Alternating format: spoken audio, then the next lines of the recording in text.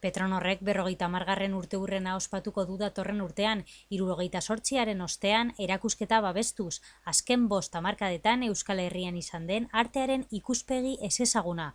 Bilboko Arte Ederren Museoan ikusi ahal izango da, eraikin modernoan 2018ko azarotik 2019ko apirilera arte. Al tiempo que Petronor celebra su propia y exitosa trayectoria empresarial, nos ayuda a nosotros a repasar la nuestra, la del museo y la del arte que se ha desarrollado en las últimas 5 décadas en su contexto más cercano, el arte y las prácticas artísticas surgidas en el País Vasco a partir de la emblemática fecha de 1968. Herri batek eta gizarte batek kulturari gabe ez dauka etorkizunik, eta horrexegatik gure borondate izan da, gure 50 urteurrenak nolabait finkatzea kulturaren arloan.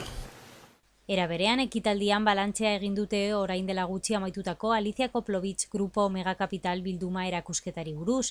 Petronorrek babestu duen lehenengoa izan baita.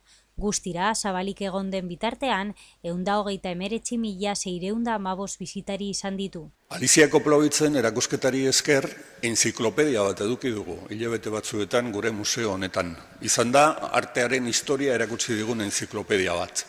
Eta Petronorren eskutik etorri da. Eta 2018 urteak beste enziklopedia txiki bat ikustuko aukera emango digu.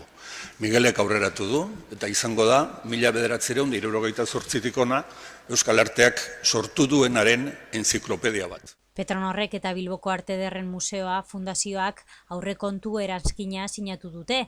Joan den maiatzean sinatu zuten lankidetza hitzarmenari gehitzeko eta horren bestez museoari egindako ekarpen ekonomikoa handitzeko.